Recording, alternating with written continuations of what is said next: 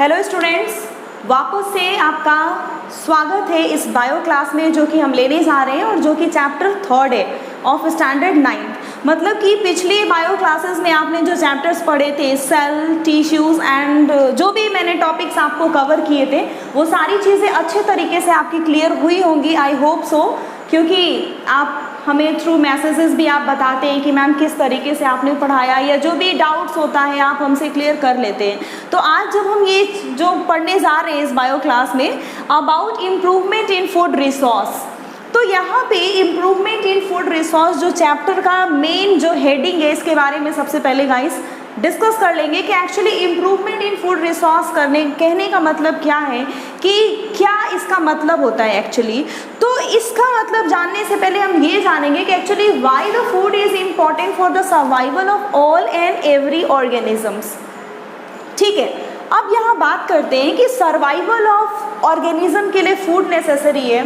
तो फूड जब हमारे सर्वाइवल के लिए इतना ही ज़्यादा नेसेसरी है, तो इसी के ऊपर ये पूरा चैप्टर बेस्ड है कि किस तरीके से हम फूड का प्रोडक्शन करते हैं, इस तरीके से प्रोडक्शन किया जाए कि हमारे इन्वायरमेंट में जो सारी चीज़ें अवेलेबल हैं उनको कोई हार्म भी ना हो, हमारा फूड का प्रोडक्शन हमेशा बेटर तरीके से होता भी रहे, और फूड जो कि हमारे लिए बहुत ही ज़्यादा इम्पॉर्टेंट है वो उससे हम एनर्जी ले सकें, न्यूट्रिएंट्स ले सकें, जो हमारे बॉडी के ग्रो के लिए, डेवलपमेंट के लिए, रिपेयरिंग के लिए बहुत ही ज़्यादा इम्पॉर्टेंट है।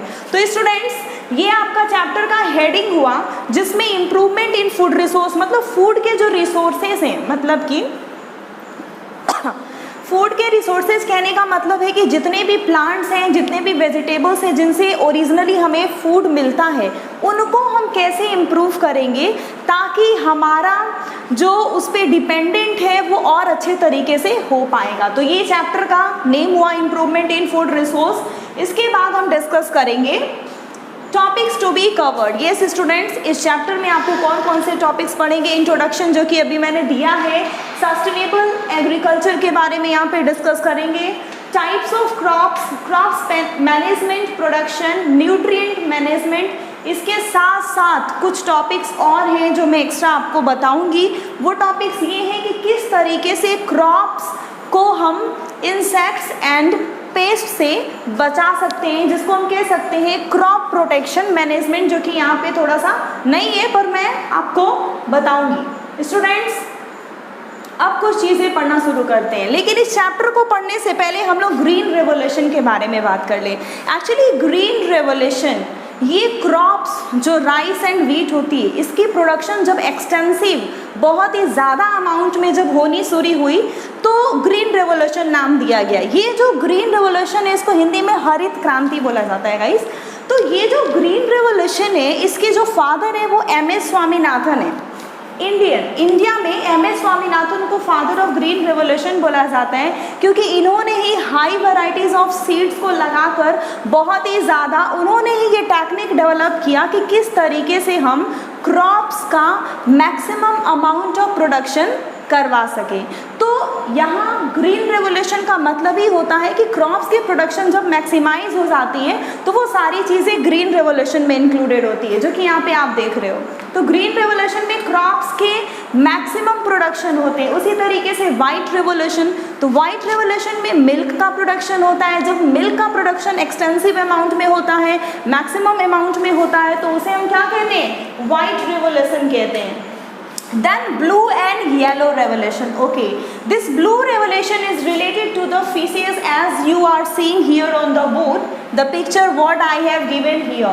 तो एक्चुअली ब्लू जो रेवोल्यूशन है ये फीसेस के प्रोडक्शन से रिलेटेड है। इसका मतलब ये है कि जो फीस का प्रोडक्शन है वो बहुत ही ज़्यादा अमाउंट में हो रहा है। और यहाँ पे येलो रिवोल्यूशन का मतलब है कि जो ऑयल सीड्स हैं, ऑयल सीड्स मतलब जिससे ऑयल का प्रोडक्शन हो, जैसे कि mustard oil, sunflower oil, groundnut oil, इन सब चीज़ों की ऑयल्स बनती है ना, तेल जिसे कहते हैं हिंदी में। तो ये सारी चीज़ें येलो रेवोल्यूशंस में इंक्लूडेड होती है। अब इसके बाद एक और रेवोल्यूशन है जो यहाँ पे मेंशन नहीं है, but I will like to tell you. उस रेवोल्यूशन का नाम है गोल्डन रेवोल्यूशन।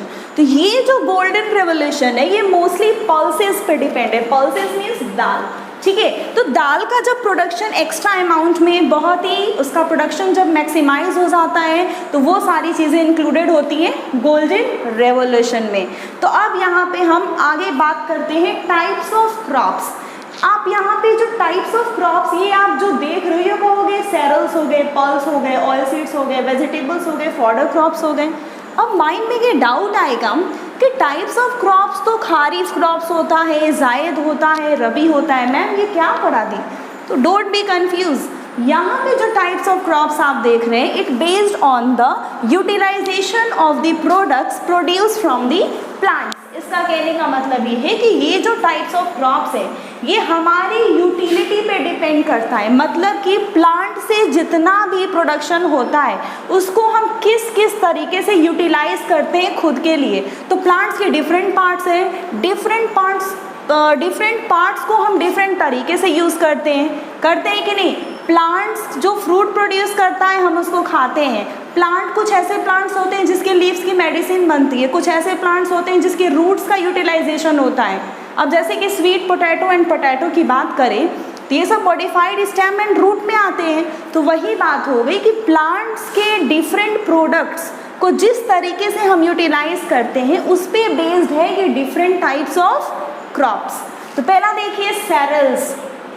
सेरल्स में ये सारी चीज़ें इंक्लूडेड है, वीट, राइस, मेज, मिलेट, सोगम, बाजरा, जवार, ये सारी चीज़ें किस में इंक्लूडेड है? सेरल्स में इंक्लूडेड है। Now the next is pulse. Pulse means दालें, जितनी भी दाल होती है, चाहे ग्राम हो, पी हो, ब्लैक ग्राम हो, ग्रीन ग्राम हो, पीजन पी हो, लेंटिल्स हो, ये सारे पल्सेस किस में आते हैं? पल्स में आती है। ऑयल सीड्स में जितनी भी ऑयल सीड्स होगी, मतलब तेल के जितने भी प्लांट्स होंगे वो सारे इसमें इंक्लूडेड होंगे। Soybean, groundnut, same, castor, mustard, linseed, ये सारी चीज़ें इसमें इंक्लूडेड है। उसके साथ साथ वेजिटेबल्स, स्पाइसेस एंड फ्रूट्स।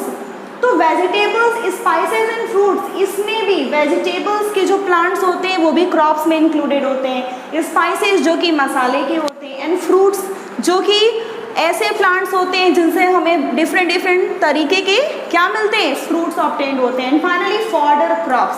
ये जो फॉडर क्रॉप्स होता है ये मोस्टली ऐसे क्रॉप्स होते हैं जो कि मोस्टली फीडिंग के लिए काम आता है। और किसके फीडिंग के लिए? तो कैटल्स के लिए। कैटल्स हो गया, गोट हो गया, और भी डिफरेंट एनिमल्स को फीडिंग के लिए काम आता है और इसीलिए इसे फॉडर क्रॉप बोला जाता है, जिसमें बर्सिन, Sudan grass and oats included है। फॉडर क्रॉप्स का मतलब ही होता है कि ऐसे क्रॉप जो एनिमल्स को फीड करने के लिए दिया जाए।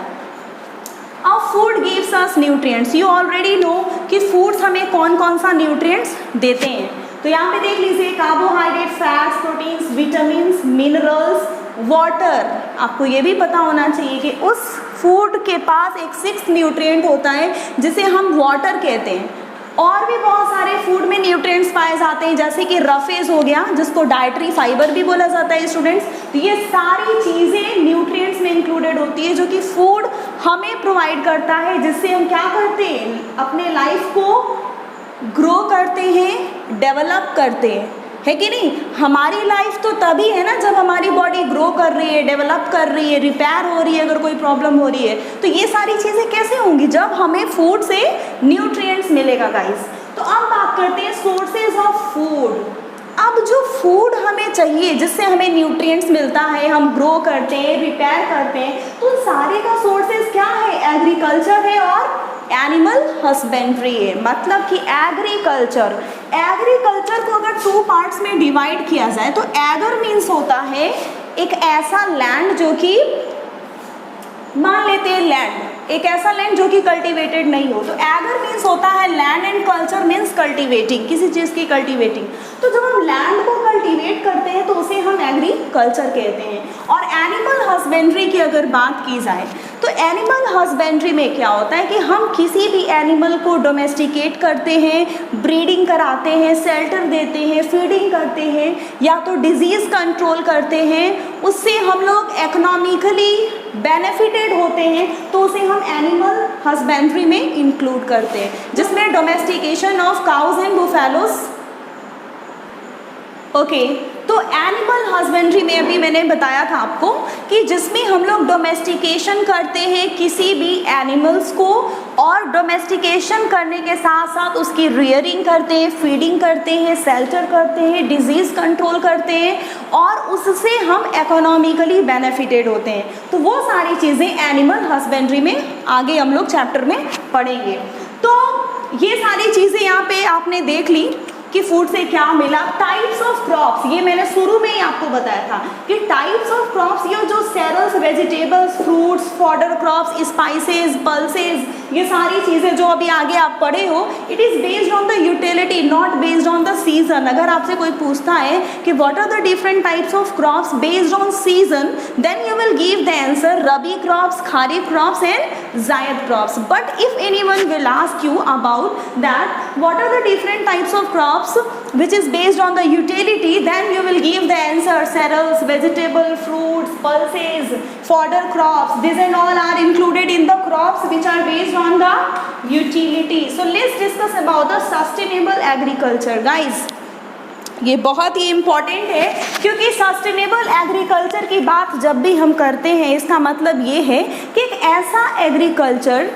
ऐसा एग्रीकल्चर जिसमें हम ऐसी चीज़ें अडॉप्ट करते हैं जिससे कि हमारा प्रोडक्शन भी मैक्सिमाइज होता है, इंक्रीज़ होता है, और जिससे कि हमारे नेचर में जो अवेलेबल रिसोर्सेज हैं उनको कोई हार्म भी नहीं होता है। मतलब बिना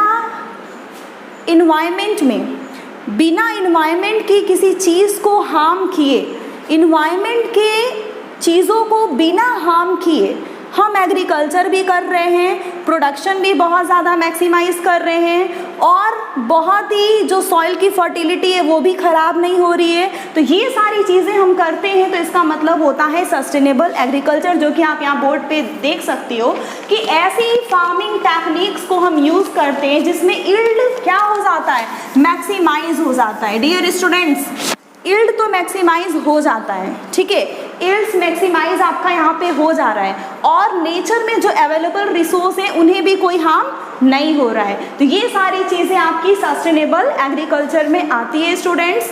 और सस्टेनेबल एग्रीकल्चर एडॉप्ट करने से क्या क्या होता है देख लीजिए यहाँ पे। Implementing them would help in the following veg. First one is conserving natural resource, जो मैंने अभी बताया कि हमारा नेचुरल रिसोर्स हमेशा कंजर्व रहेगा, इन्वायरमेंटल बैलेंस हमेशा बनी रहेगी, and coping with changing human needs, मतलब कि ह्यूमन नीड्स की जो ज़रूरतें हैं वो उसके साथ कोप करते जाएंगे, मतलब जैसी स्थिति रहेगी वो उसमें ढल जाएंगे, तो उसे हम कहते हैं coping with changing human needs. तो स्टूडेंट्स, ये जो आप देख रहे हो, तो इसी की वजह से ये जो सस्टेनेबल एग्रीकल्चर मैंने अभी आपको यहाँ पे एक्सप्लेन किया, तो उसकी वजह से ही हम क्या करेंगे कि जब हम चाहते हैं कि मेरा रिसोर्स भी ख़राब ना हो, हमारा प्रोडक्शन भी अच्छा हो जाए, तो उसके लिए हम ये सारे प्रैक्टिसेस को अडॉप्ट करते हैं, जिसमें कि mixed cropping, crop rotation, inter cropping and integrated farming, ये 4 चीज़ें इंक्लूडेड है। स्टूडेंट्स, जो आप यहाँ पे देख रहे हो कि अगर सस्टेनेबल एग्रीकल्चर एडॉप्ट करते हैं, जो कि हमारे लिए बहुत ही अच्छा है और हमारे इन्वायरमेंट के लिए भी बेनिफिटेड है, तो उसके लिए ये सारी टेक्निक्स हमें अडॉप्ट करनी पड़ेगी।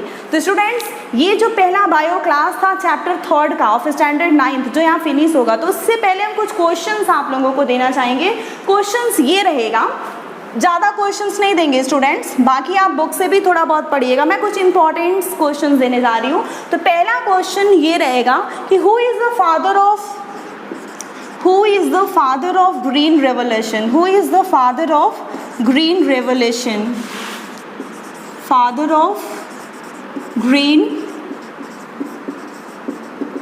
revolution. Okay, next question is that what is sustainable agriculture?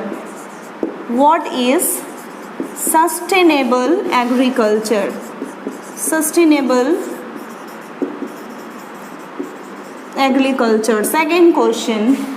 Third question is that what is animal husbandry? Because in introduction I have already explained the meaning of animal husbandry, that actually what is animal husbandry. Animal husbandry.